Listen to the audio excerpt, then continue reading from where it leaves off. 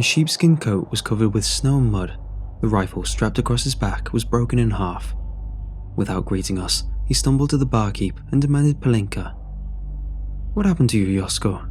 asked Halshin, his big belly bouncing with laughter. "Got into a fight with that dog of yours?" This got a couple of laughs from the men, but as soon as the woodsman turned around, all mirth disappeared from the room. Yosko was built like a bull and wore a true woodsman's beard, yet beyond the rough face, plain as day, we could all see he was terrified. The woodsman didn't answer. He just swallowed the barkeep's offering. It wasn't until his second shot that he spoke. "There's something in the woods." "Damn right there's something in the woods. A damn snowstorm. What a fool you are to walk around in there during the winter," Halshin said. "But fool or not, come join us and let me buy you a drink. As soon as someone closes that damn door, you might actually find some warmth here." Outside, a mighty storm raged in the dying light of the afternoon. Peeking out of the curtains of snow were the outlines of the Magura Forest, a forest thick enough to be dangerous even in the brightest of summers. As the door closed, I quietly took pity on any man who would get lost in that wilderness. The woodsman took 2 more helpings of the palenka before he sat down among us. The liquor smelled heavy off of him, but as soon as he took off his coat, the room filled with a stench of sweat. "So, Yosko, last week you sit here and brag about how you finished all the winter preparations a month early, but now we catch you getting lost in the forest. Never took you for a liar," Halshin boomed, hoping to get a response out of the woodsman, but his jabs didn't land. The man sitting before us was in no mood for arguments or jokes. "What brought you to the forest, friend?" Halshin finally asked with a hint of kindness in his voice. The woodsman stared into his beer, as if it was to provide answers to his torment. When no answers presented themselves, he started to speak. "Bako," he said. "Ever since we finished the winter work, he had been anxious, kept on howling and biting his paws. Figured taking him out for a quick walk in the forest would help." "Ah, you treat that dog like a child," Halshin hollered. "You let an animal sleep in the house, and soon enough it feels entitled to complain." This got a couple of murmurs of agreement from the rest of the table. Bako, much like the rest of the village dogs, was a product of untraceable parentage or breed. Yet he wasn't treated like the simple farm animal he was. The woodsman seldom left the house without the dog, kept him by his side whenever he could. He would even converse with it when he thought no one was watching. Even though the hound and the woodsman were well liked, many crude jokes would be made on account of their relationship. Yet no one felt like joking that night. "Where is Bako?" someone asked. The woodsman didn't answer. Instead, he took a dull swig of his beer. "Getting out of the house helped," he said. "As soon as we got to the forest, he was off like a cannonball, jumping around in the snow, running back and forth on the path. Haven't seen him that happy all month. I wanted him to have his fun. Figured I'd take him with me to check on the feeder and salt licks." The woodsman's words were hollow. It was as if his body was present in the pub, but his mind was still somewhere off in the forest. "That's when I found the tracks," he said. "There's something in the woods." "Ah, I understand now," Halshin said, grinning. "You went out for some of your season hunting. Yosko, we're among friends here, so no one will report you. But if you do find yourself with some venison sausages, it would be a sin not to share." The rest of the table laughed, hungrily. "So you had a run-in with a bear? Is that what happened to your rifle?" "No," the woodsman said, and took another heavy swig of his beer. "The tracks didn't belong to a bear, or a deer, or a boar, or anything else that roams in our forest. It was something bigger, something heavier, something taller." "Taller?" someone asked. "Taller. These tracks went deep. The legs that left them were tall, but the tracks were still of hooves, long, flat hooves. Thought that maybe I'd come across some freak deer. Been a hard year. Figured a bit of sausage would cheer everyone up." For a moment, the woodsman smiled. For a moment, our drinking buddy was back. But then his eyes glazed over. "What we found wasn't a deer." While Bako played in the snow, I followed the tracks. They ended up leading me all the way past the stream. They led to... The woodsman paused. It was as if he suddenly became aware of who he was speaking to. He looked up at Halshin. They led to your fields. I trust my potatoes are doing well, Halshan laughed. Others laughed with him. No, the woodsman said, silencing the crowd. No, Halshan, your fields are. It was as if boars dug through everything you planted. Everything is dug up. There's mud everywhere. That's ridiculous, someone said. No boar is smart enough to dig through the snow. Is this true, Yosko? You're not pulling my leg? When the woodsman shook his head, all the joy had left Halshan's eyes. For a moment, Halshan sat wordlessly, letting the anger fill his cheeks. What happened next? Who dug up my fields? He finally asked. Bako was too busy running around in the snow to notice the tracks, but when we reached the field, there was no snow to play in. I tried to get him to follow the scent, to track down whatever animal destroyed your fields. He didn't want to. The woodsman's voice jumped an octave, his dark eyes closed.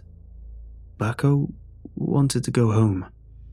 See, this is what happens when you treat your dog like a child. Halshan slammed the table, nearly spilling his beer. You treat an animal like a man, and they start to form opinions. That hound was meant to follow the scent. That hound was meant to lead you to the animals that wrecked my fields. He did, the woodsman said. Bako wanted to go home, but I forced him to follow the scent. I forced him to track down the animal. Good, Halshan said, calming.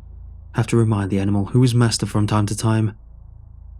Halshan looked beneath the table, as if he expected the dog to be there, but Bako was nowhere to be found. For a moment, it looked as if the man would ask about the dog, but he didn't. What did Bako find? He didn't want to lead me, but I insisted, the woodsman said, his head bent over his beer in sorrow. He led me through your fields, down to the valley below. For a while, I could see the tracks. I could see those long-legged hooves in the snow. But when we walked down the valley, the snow disappeared. All that was left was mud. Mud and fog. Bako kept on whimpering. He kept on looking back to me, begging me with his eyes to leave, but I didn't listen. I just kept on walking through the mud, hoping for some good meat. We were walking through the fog for a good 10 minutes when I heard it. I heard the animal, like a mating grunt of a deer, but darker. I heard it coming from above. Above? Someone asked.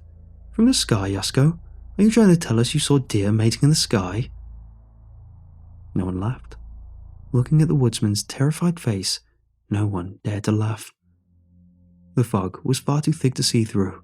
I was barely able to keep track of Bako, but I could hear it. I could hear something groaning above us. At that point, even I was scared. I couldn't see anything. The dog was nervous, and whatever was out there in the fog was big. I tried to turn around. I was finally going to listen to Bako's instincts, but it was far too late.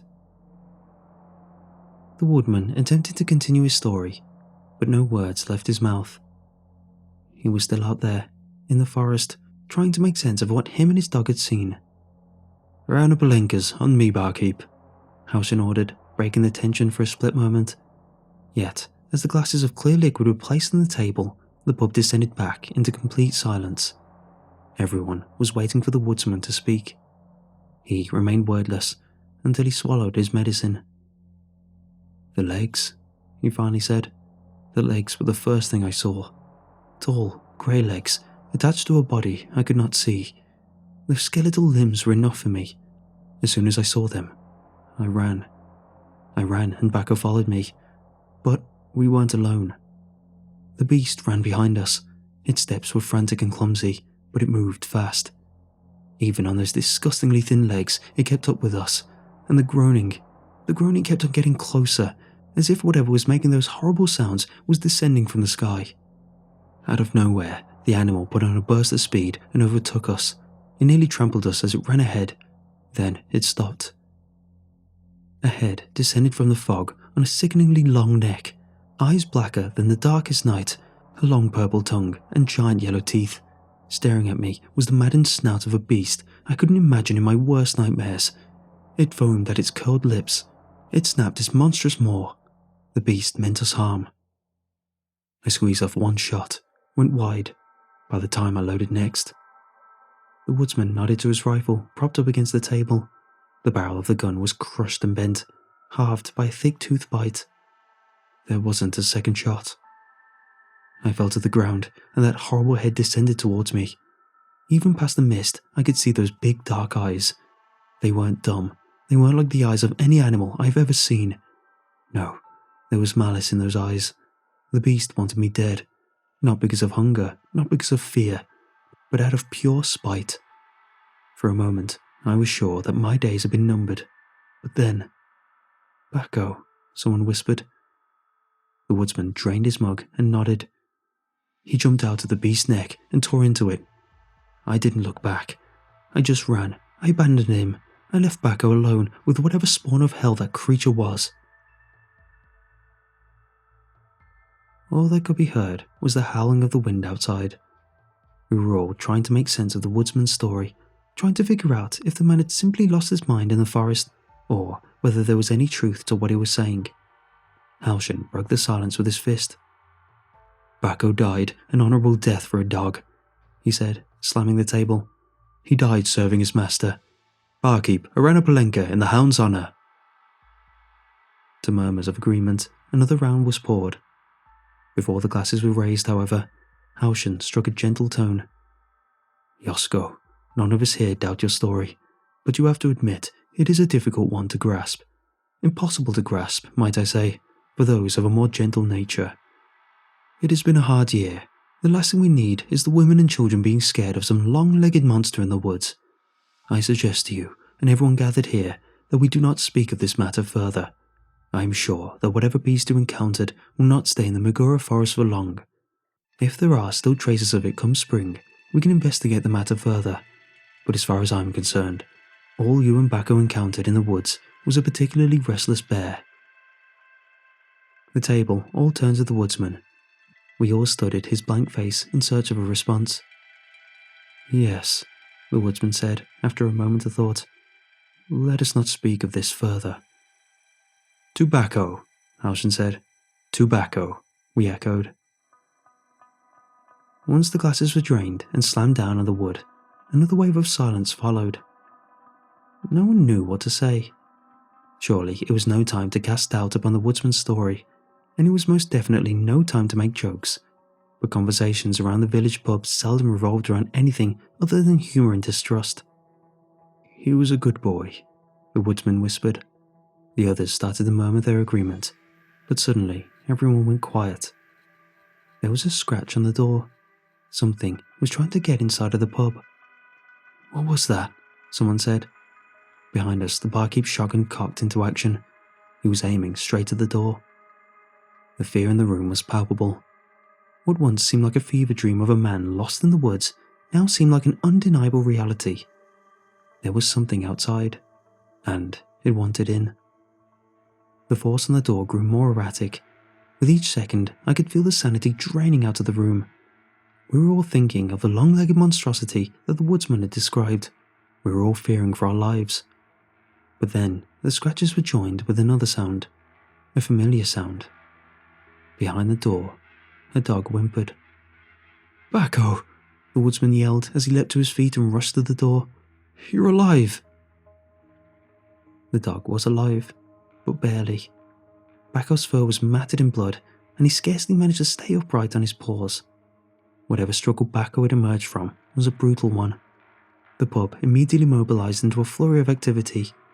Within seconds, the injured dog was wrapped up in the woodsman's coat and carried out into the night. In the spirit of communal support, or morbid curiosity perhaps, the whole pub followed the woodsman to the village veterinarian. Soon enough, Halshin and I were the only ones left in the pub. "You think the woodsman was telling the truth?" I asked. "Yosko has a strange relationship with his dog," Halshin said, waddling over behind the bar and grabbing the bottle of Plenka. "But I do not take him for a liar, or a madman for that matter. But the thought of some long-legged monster hiding in the woods, though?"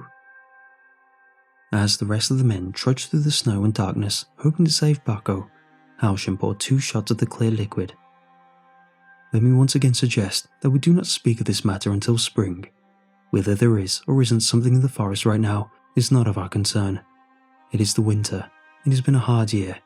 Let us simply tend to our homes and enjoy the fruits of our labour." He handed me the glass. I accepted it. "At least the dog is alive," he said. And then, in a little bastion of civilization surrounded by a dark forest, we drank